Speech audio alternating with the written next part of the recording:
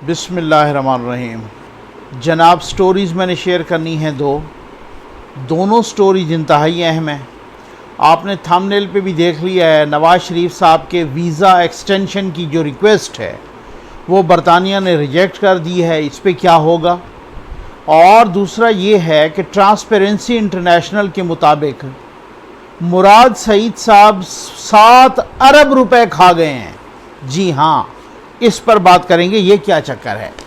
पहले आ जाए, मुझे मालूम है आपको बहुत शिद्दत से इंतज़ार होगा, लेकिन ये इनिशियल जो मालूमात आई हैं मैं इस पे कर रहा हूँ और इस पे अब मुसलसल वीडियोस होंगी, आप तक इंशाअल्लाह अथेंटिक मालूमात पहुँचेंगी। और मैं ज़राए से मैंने बात की है, कुछ एक्सपर्ट ज़राए से भी बात की है, कुछ लीगल एक्सपर्ट से भी बात की है, लेकिन नून लीग के जो अंदर के ज़राए हैं उनसे भी मैंने बात करनी है और इंशाअल्लाह अगली वीडियोज़ में आपको मुसलसल बताऊँगा। बात क्या है, नवाज़ शरीफ साहब का वीज़ा ख़त्म हो गया था, पासपोर्ट की मुद्दत ख़त्म हो गई थी जनाब फरवरी में, और पासपोर्ट एक्सटेंड नहीं हुआ। अब वीज़ा की एक्सटेंशन के लिए वो छः माह की एक्सटेंशन होती है। अब वीज़ा की एक्सटेंशन के लिए जो है ना, उन्होंने दरख्वास्त दी। दरख्वास्त बरतानिया के होम ऑफिस यानी कि वजारत दाखिला ने, जैसे हमारा वजारत दाखिला है इसी तरीके से बरतानिया के वजारत दाखिला ने वो रिजेक्ट कर दी है कि जी हम मज़ीद वीज़ा तोसी नहीं कर सकते, मज़ीद वीज़ा में तोसी नहीं कर सकते, मज़ीद वीज़ा एक्सटेंशन नहीं हो सकती। ठीक है। अच्छा, अब से कुछ देर पहले मरियम औरंगज़ेब साहबा जो कि नून लीग की तर्जमान हैं, उन्होंने भी कहा है कि बरतानिया के वजारत दाखिला ने वीज़ा एक्सटेंशन की रिक्वेस्ट नवाज़ शरीफ साहब की रिजेक्ट की है और उन्होंने वीज़ा एक्सटेंड नहीं किया। लेकिन साथ ये भी लिखा है कि आप इमिग्रेशन ट्रिब्यूनल में अपील कर सकते हैं। अच्छा, वो भी वही वजारत दाखिला की होती है, तो उसमें वो नज़रसानी की अपील कर सकते हैं। अब वो अपील उन्होंने दायर कर दी है वकला के मशवरे से। अपील में क्या क्या प्लीज़ ली हैं, ज़ाहिर मेडिकल ग्राउंड भी लिया होगा, बहुत सारे और कहा जा रहा है कि ली है। अच्छा, अब उसके बाद जनाब वो क्या होता है, अब बात ये है कि जब यहाँ से अपील रिजेक्ट होती है तो फिर उनके पास यानी नवाज़ शरीफ साहब के पास लंदन की, बरतानिया की अदालतों में भी अपील का राइट है। ज़ाहिर है एक अदालत के बाद जब दूसरी अदालत, दूसरी से तीसरी अदालत, ये जब यहाँ जैसे होता है इसी तरीके से अपील का राइट है। अभी तो वो डिपार्टमेंटल अपील है ना, जो इमिग्रेशन ट्रिब्यूनल में, फिर उसके बाद उससे आनवर्ड और अदालतें जो हैं प्रॉपर उनमें वो अपील करें। अच्छा, बात ये है कि ये ऐसा केस अब पाकिस्तान में तो आम तौर पे यही होता है ना, बादियों नज़र में तो यही होता है कि जो केस मीडिया में आ जाए वो पहले लग जाता है। बरतानिया में शायद ऐसा नहीं होता। ठीक हो गया ना, आपको मालूम है। वो अब पहली बात ये है कि ये अपील उन्होंने कर दी है, केस लगता कब है, इसमें कितना टाइम लगेगा, और जब केस लगता है तो फिर उसके बाद फैसला का आने में कितना एक टाइम लगेगा, ये सारे सवालात हैं ना। ठीक हो गया ना। अगर फ़ैसला उनके हक़ में आ जाता है फिर तो बस ठीक है, वो क़याम करेंगे, और अगर उनके ख़िलाफ़ आ जाता है नवाज़ शरीफ साहब के तो फिर वो अगली अदालत में जाएंगे, वहाँ से हक़ में आ जाता है तो क़याम करेंगे, ख़िलाफ़ आता है तो उससे अगली अदालत में जाएंगे। तो ये एक मुहतात अंदाज़े के मुताबिक अगर एक प्रॉपर टाइम पे भी एक लगती रहे अपील और फ़ैसला होता रहे तो मेरा ख़्याल है कि 1.5 से 2 साल का अरसा कानूनी एक्सपर्ट कह रहे हैं कि यह दरकार है। अगर कोई इसमें, और क्योंकि वो कोरोना भी है ना, वो वबा भी है साथ, वो भी चल रही है, जिसमें बहुत सारे इलाज भी पेंडिंग हैं, जिसमें केसेस भी पेंडिंग होते हैं, जिसमें बहुत सारी रूटीन की जो कार्रवाइयाँ होती हैं वो भी पेंडिंग होती हैं, तो इससे हो सकता है इसमें।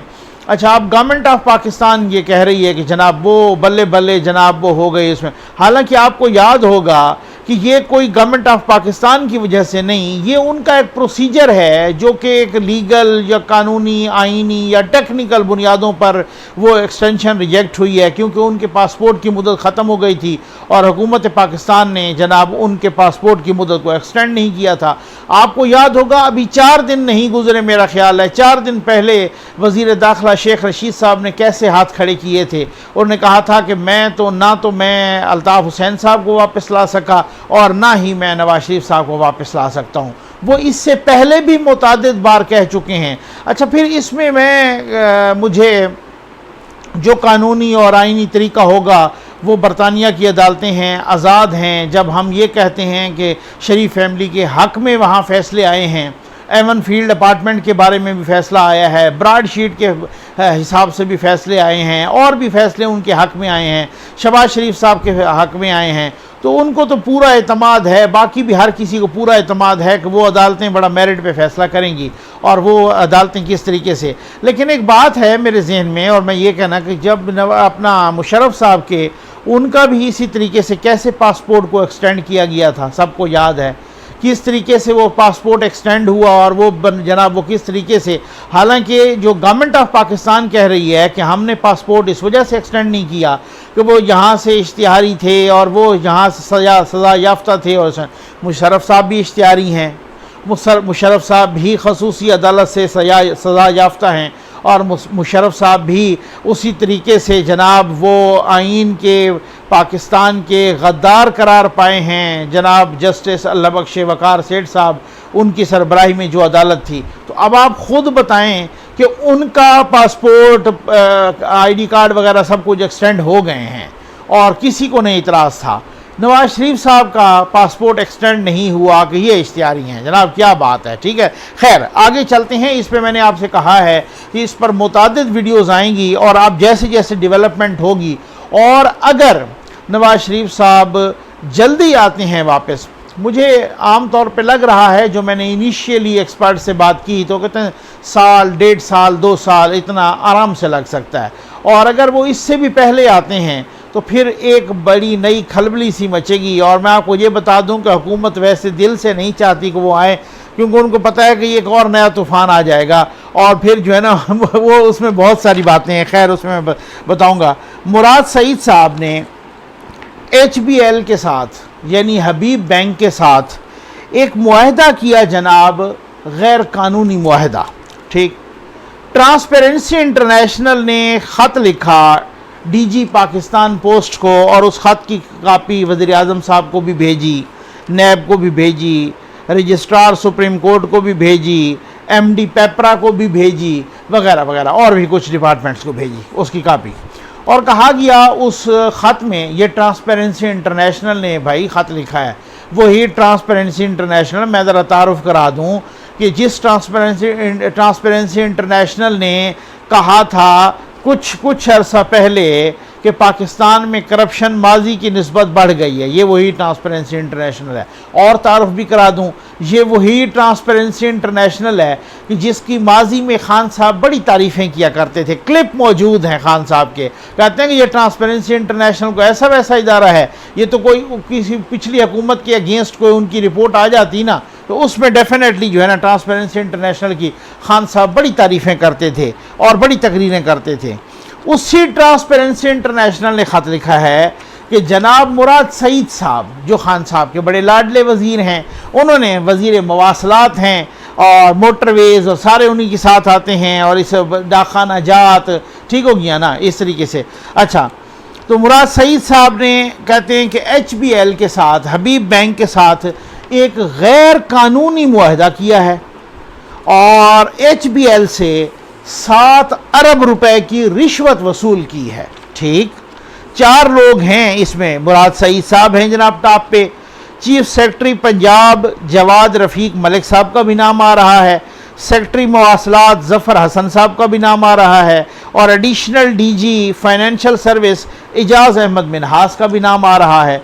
अच्छा, मुआहदे पर एतराज़ात क्या हैं? एतराज़ात ये हैं कि पेपरा रूल्स की संगीन खिलाफ वर्जी की गई। ठीक है जी। पब्लिक प्रोक्योरमेंट रेगुलेटरी अथॉरिटी ने भी एतराज़ात उठाए। ये केस सुप्रीम कोर्ट में मौजूद है और हो सकता है जल्द समाअत भी हो जाए। अच्छा, ये मुआहदा वैसे है क्या? ये मुआहदा है जनाब पाकिस्तान पोस्टल सर्विस की डिजिटलाइजेशन का मुआहदा है। यानी यूँ समझ लें, मैं अपने जैसे कम इल्म लोगों को समझा दूं कि भाई ये जो पाकिस्तान, ये जो डाकखाना है ना, ये डिजिटल हो जाए। ठीक हो गया ना, सारे का सारा यूँ समझ लें निज़ाम बस ऑनलाइन हो जाए, एक क्लिक से ही सारा कुछ बस सामने आ जाए। ये 118 अरब रुपए का ठेका दिया गया, और दिया गया जनाब 20 सालों के लिए। आप सुनते जाइए, सर धुनते जाइए, मैं ये कहूँ या शर्माते जाइए ये कहूँ 20 सालों के लिए 118 अरब रुपए का ठेका दिया गया। अच्छा, इसका अवामी सतह पर कोई टेंडर नहीं जारी किया गया, कोई बोली नहीं जारी की गई। पेपरा रूल की ये भी खिलाफ वर्जी है। अच्छा, HBL कनेक्ट के ज़रिए ये जो पाकिस्तान पोस्ट है ना, इसको ब्रांचलेस बैंकिंग की सहूलियात मुहैया करेगा। उस पाकिस्तान पोस्ट में दफातर में ATMs भी लगाएगा, कैश डिपॉजिट की मशीनें भी लगाएगा। अच्छा, मुआशी माहिरीन कहते हैं कि HBL 20 सालों में तकरीबन 2 अरब से ज़्यादा का प्रॉफिट कमाएगा। इससे 2 अरब से ज़्यादा का प्रॉफिट कमाएगा। अच्छा जी, उसके बाद ये सिर्फ प्रॉफिट की बात नहीं है, इससे ये तो प्रॉफिट उसमें ना एक और बात है। अच्छा, कॉन्ट्रैक्ट के वक्त कोई खुली बोली का ऑप्शन भी इस्तेमाल नहीं किया गया, ये भी रूल्स की खिलाफ वर्जी है। अच्छा, पाकिस्तान पोस्ट का जो सालाना असल मामला ये है कि जो सालाना वॉल्यूम है ना, सालाना वॉल्यूम वो है जनाब 2000 अरब रुपए। जी हाँ भाई, उसमें आपको मालूम है कि आर्म्ड फोर्सेस की पेंशन्स भी उसी में आती हैं, बहुत सारे सिविलियंस की पेंशन्स भी उसी, अरबों रुपए का वहाँ पे कारोबार है ना पाकिस्तान डाकखाना में। ठीक हो गया ना, पाकिस्तान पोस्ट में 2000 अरब रुपए का वॉल्यूम है सालाना। स्टेट बैंक के कानून के मुताबिक अगर किसी भी अकाउंट में सिर्फ एक रात के लिए भी पैसे रहते हैं ना, सिर्फ एक रात के लिए, तो वो भी फ़ायदे में रहता है, वो अकाउंट भी। ठीक हो गया ना, उस अकाउंट को भी प्रॉफिट मिलता है। अब सारी की सारी HBL की नज़रें हैं उस सालाना 2000 अरब रुपए पर। ठीक हो गया ना, कि अगर वहाँ पर वो अकाउंट में अगर उसका 50% भी वो रहता है, आप ख़ुद बताएं, और चंद दिनों के लिए भी रहता है, चंद हफ्तों के लिए रहता है, चंद महीनों के लिए रहता है। ठीक हो गया ना, मैं कहता हूँ चंद घंटों के लिए रहता है 50% भी, तब भी उनको कितना अरबों का फ़ायदा होगा। मैं कहता हूँ कि आप छोड़ दीजिए 25% रहता है तब भी उसके अकाउंट में, तब भी आप अंदाज़ा करें कि 2000 अरब का 25% भी अगर रहता है, तब भी आप बताएं कि HBL को कितना फ़ायदा होगा। अच्छा, एक अजीब बात देखें, मुआहदा हुआ, ये जादुई बात है भाई, जादुई बात। ठीक हो गया ना, ये कोई जादू हुआ। तो मुआहदा हुआ है 3 जून 2020 को, लेकिन हबीब बैंक ने 5 मई 2020 को इस्टाम इशू करवा लिया और उसी दिन अटॉर्नी से तस्दीक भी करवा ली। हालांकि कोई भी मुआहदा जब तक वजारत कानून अप्रूव न कर ले, वजारत कानून ओके न कर दे, किसी मुआहदे को पास न कर दे, तब तक हुकूमत का कोई इदारा, किसी किस्म का कोई इदारा कोई मुआहदा नहीं कर सकता। अब वजारत कानून को जनाब 21 मई को ये भेजा गया। अब मुझे ये बताएं कि जब वजारत कानून को भेजा ही 21 मई को गया, तो 5 मई को हबीब बैंक ने इस्टाम कैसे इशू करवा लिया? भाई आखिर किसी ने तो उसको यकीन दिलाया ना कि वो कॉन्ट्रैक्ट आपको ही मिलेगा। जाहिर है जब टेंडर नहीं हुआ, जब ओपन बोली नहीं लगी, तो यकीन दिलाने वालों ने यकीन दिलाया कि जनाब बात ये है कि ये मुआहदा आपको ही मिलेगा, ये ठेका आपको ही मिलेगा। ठीक हो गया ना, आपके साथ ही मुआहदा किया जाएगा।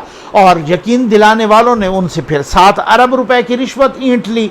ठीक हो गया, 7 अरब रुपए की रिश्वत। खैर से मैं कहता हूँ कि जो खान साहब कह रहे थे ना कि मुझे नून लीग से भी दावत आई थी, मुझे पीपल्स पार्टी से भी दावत आई थी, लेकिन मैं तो इनकी करप्शन के ख़िलाफ़ चला था, मैं तो इस वजह से मैंने अपनी अलग पार्टी बना दी। सर बात यह है इंतहाई अदब के साथ, आप ही के दौर में वो तो होता ना कि नून की करप्शन पीपल्स पार्टी पकड़ती थी, मुबैना करप्शन चले कह लें, उनकी मुबैना करप्शन नून लीग पकड़ती थी, वो उन पे केस बनाते थे, वो इन पे। ये तारीख़ की पहली हुकूमत है जिनकी मुबैना करप्शन, चलो इनकी भी मुबैना करप्शन कहते हैं, कि अरबों रुपए का स्कैंडल चीनी का आया। खुद अपने FIA ने इंक्वायरी की, उन्होंने कहा कि अरबों रुपए ये फला फला खा गया, कुछ भी नहीं हुआ, रिजल्ट 0। अरबों रुपए का स्कैंडल आया आटे का, कुछ भी नहीं हुआ, रिजल्ट 0। अरबों रुपए का दवाइयों का स्कैंडल आया, कुछ भी नहीं हुआ, रिजल्ट 0। इंडिया से लाइफ सेविंग दवाओं की मद में और उसी के बहाने और उसको कैमोफ्लाज में खैर से आपने कॉस्मेटिक्स तक मंगवा लिए। वो जो आपके साहब जनाब ज़फ़र मिर्ज़ा साहब जो 2 करोड़ मास्क चाइना स्मगल करते हुए पकड़े गए थे और FIA की एक इंक्वायरी की प्रेस रिलीज़ आई थी, कुछ भी नहीं हुआ, 0। उसका रिज़ल्ट भी दवाओं में भी इस तरह से। इसी तरीके से आप ये देख लें कि कोरोना का 12 खरब रुपए के घपले, जिसमें पाकिस्तान के ऑडिटर जनरल ऑफ पाकिस्तान की रिपोर्ट जो आज तक प्रिंट नहीं हो पाई, ठीक हो, किसी ने प्रिंट होने नहीं दी, कुछ भी नहीं हो पाया। इसी तरीके से BRT जो खुद एशियन डेवलपमेंट बैंक ने भी घपले निकाले, कुछ भी नहीं हो पाया। मालम जब्बा, कुछ भी नहीं हो पाया। अब इसी तरीके से रिंग रोड, कुछ भी नहीं हो। मैं तो थक गया हूं कह कह के ये वो मेगा स्कैंडल्स हैं आपकी। अब मुराद सईद साहब अकेला 7 अरब खा गया, हड़प कर गया, कुछ भी नहीं हो पाएगा, ठीक है ना। ये जब हो पाएगा, फिर उसकी वजह यह है ना कि आपने एक वही मुबैना तौर पे एक जो वीडियो पकड़ी अपना चेयरमैन नैब साहब की, तो फिर उसमें आप देख लें, फिर आप उसके बाद आपने क्या क्या किया, और फिर अपोजिशन ने किस तरह से इल्ज़ाम लगाया कि नैब के पीछे न्याजी है। तो सर बात ये है कि आप जब कहते हैं ना कि वो फलां तो करप्शन करता है, तो फिर आप अपने दामन को देखें, आप अपने गिरबान में झांकें। ये कैसे हो सकता है कि आपके दाएं बाएं आगे पीछे बैठे हुए सारे लोग इस तरीके से आप घिरे हुए हैं, और फिर कहते हैं सारे के सारे मेरे दोस्त कि बंदा ईमानदार है। जनाब मैं हैरान हूँ। उम्मीद है आपको वीडियो पसंद आई होगी। आपका बहुत बहुत शुक्रिया।